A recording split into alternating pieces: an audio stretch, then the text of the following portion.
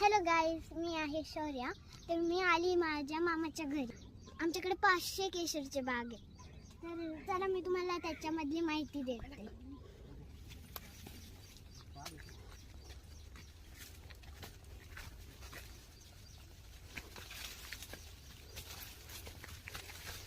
तर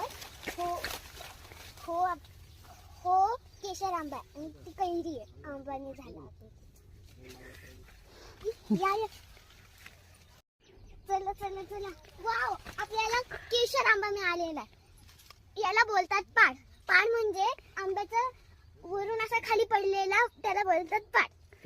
तर चला, तो खूप पिकलेला आंबा आहे. चांगला पिकलेला पाड मला लागला. वास खूप मस्त येतोय. हे कलम माझ्या आजोबांनी स्वतः केलेले. त्याचं नाव राजापुरी.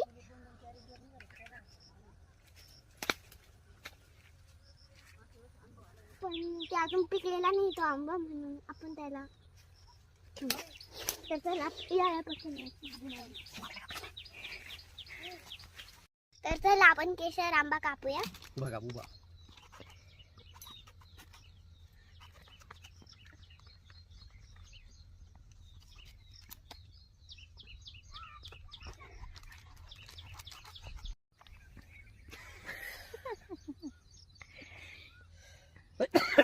तो खूप गोड लागतोय.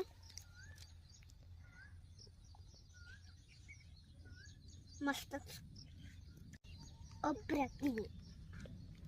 आम्ही कुठलेही औषधं घालून आंबा किंवा फळं पिकवत नाही. तुम्हाला जर केशर आंबा हवा असेल तर खाली दिलेल्या नंबरवरती कॉन्टॅक्ट करा. थँक्यू. हॅलो गाईज, मी आहे शौर्या. तर मी आली माझ्या मामाच्या घरी. आमच्याकडे 500 केशरचे बाग आहे. तर चला मी तुम्हाला त्याच्यामधली माहिती देते.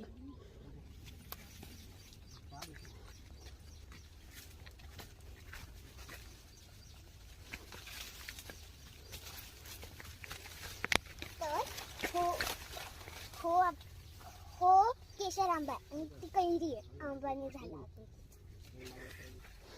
या चला चला चला. वाव, आपल्याला केशर आंबा मिळालेला आहे. याला बोलतात पाड.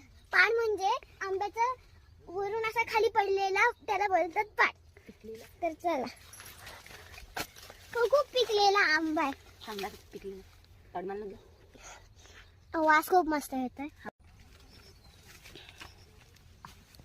हे कलम माझ्या आजोबांनी स्वतः केलेले. त्याचं नाव राजापुरी.